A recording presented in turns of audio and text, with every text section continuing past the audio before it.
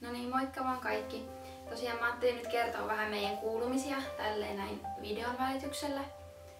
Kun tosiaan mä en oo ottanut oikeasti yhtään mitään valokuvia tämän 3 viikon aikana.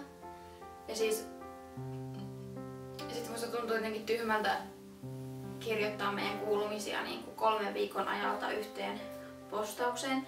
Et siitä olisi voinut tulla tosi sekava, koska nyt 3 viikon aikana on tapahtunut niin paljon kaikkea eri asioita, niin siitä olisi tullut hirveän semmoinen sekasotku luultavasti siitä kirjoitetusta versiosta. Joten nyt tulee sitten videota ensimmäistä kertaa tähän blogiin, että tosiaan siihen vanhaan blogiin mä tein aika paljonkin niitä videoita. Mutta tosiaan mä en tiedä sitten, että miten jatkossa, että tuunko mä tekemään myös tähän blogiin enemmän videoita vai pysyttelenkö mä vaan niissä kirjoitetuissa postauksissa. Et kertokaa, mitä te olette mieltä, että tykkäättekö te näistä videoista vai ette. Teinkö mä näitä lisää vai jääkö se vaan tähän yhteen sitten. Mutta tosiaan meillä on lähtenyt tää arkki täällä kyllä pyörimään tosi hyvin. Että ei niinku voisi oikeastaan paremmin mennä. Että tää meidän tyttö on tosi rauhallinen ja semmoinen tyytyväinen tapaus, että on luultavasti tullut isäänsä siinä rauhallisuudessa. Mutta sitten toisaalta, että jos joku harmittaa, niin kyllä sieltä sitä ääntäkin lähtee niin kuin tosi kovaa, että ei ole siitä kiinni. Mutta mutta oikein hyvin on kyllä lähtenyt tää meidän vauva-arki täällä pyörimään. Että tosiaan tämähän syntyi silloin niinku 19. päivä sunnuntaina ja me päästiin sitten sairaalasta kotiin jo seuraavan viikon tiistaina. Et me oltiin vaan 2 päivää siellä sairaalassa, et niinku tosi vähän aikaa.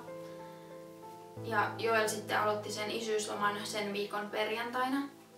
Että se piti nyt sen 2 viikkoa sitten, että se meni nyt maanantaina töihin jo takaisin. Että oli ihan kiva sillä lailla aloittaa se arki niinku periaatteessa yhdessä. Että vaikka mä nyt olisin luultavasti alustakin asti pärjännyt kyllä täällä niinku tämän kanssa, ettei oo siitä kiinni, mutta oli se kiva silti, että Joel oli siinä vieressä aloittelemassa ja muuta. Että se pitää sitten sen loput 6 päivää joskus, ehkä ensi vuoden alusta tai joskus saa nähdä, ei tiedä yhtään. Ja tosiaan me kerättiin sitten viikko olla kotona, että sitten sen seuraavana viikonloppuna lauantai-sunnuntai välisenä yönä mä heräsin siihen, kun mulle nousi korkea kuume ja tuli alaselkä ja alavatsa tosi kipeäksi. Niin mä sitten heti epäilin, että mulla on kohtutulehdus.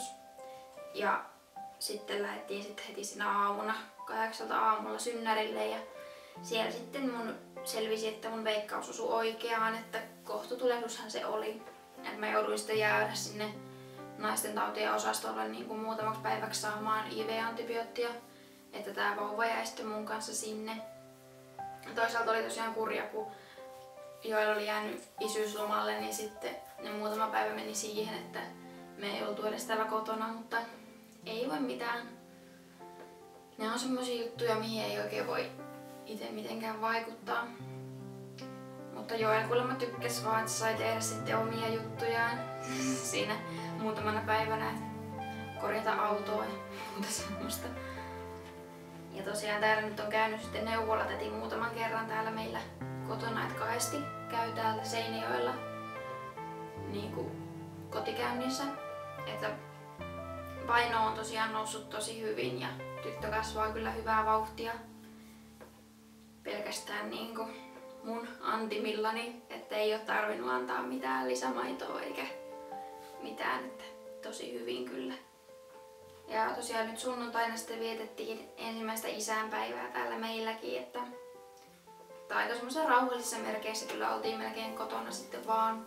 Käytiin Joelin kanssa sitten illalla niin kuin syömässä Amarillossa ja otettiin tää vauva sitten sinne mukaan. Et se melkein nukkui sen koko ajan vaan siinä turvakaukalossa, kun me oltiin siellä, että tosi hyvin kyllä.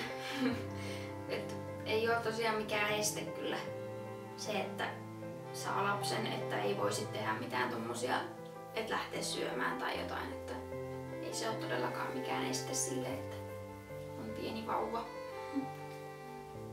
Ja Ja tosiaan nyt tulevana lauantaina, nyt on siis keskiviikko, niin tulevana lauantaina on sitten meillä niinku ristiäiset. Mä en osaa tosiaan sanoa niitä ristiäisiksi, koska tosiaan meidän lasta ei niinku kasteta, koska me ei kuuluta niinku luterilaiseen seurakuntaan.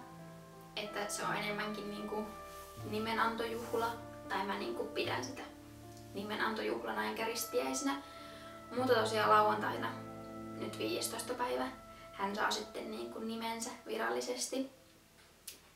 Vähän kyllä jännittää, mutta toisaalta mä en ole kauheasti niinku osallistunut niihin tarjoilujen tekemiseen sun muuhun, että mun äiti ja Joelin äiti on halunnut niinku ihan vapaaehtoisesti kantaa sen vastuun niistä tarjoiluista siellä ja muuta, ja sitten kun niitä ei edes pidetä täällä meillä kotona, että pidetään mun vanhempien luona Kauhavalla, niin aika iisisti on kyllä toisaalta saanut ottaa, niin kuin minä itse, että toisaalta se on tosi hyvä, että mä en nyt olisi kyllä tähän vauva-arjen keskelle kaivannutkaan niin kuin mitään juhlastressiä enää, että olisi voinut olla aika. Ja sitten periaatteessa kun me pidetään ne näin pian, että hän on niin kuin alle kuukauden ikäinen sitten vielä silloin, että toiset pitää reilusti kun on yli kuukauden tai jopa 2 kuukauden ikäinen se vauva, niin pitää sitten vasta ristiäisiä, mutta meillä nyt tosiaan on ne sitten jo näin varhaisessa vaiheessa. Ja sekin on mun mielestä toisaalta hyvä, ettei tarvitse niin pitkään kutsua tätä jonain vauvana tai tyttönä, vaan saa sitten kutsua sitä ihan sillä omalla etunimellään. Ja hän saa tosiaan 3 nimeä.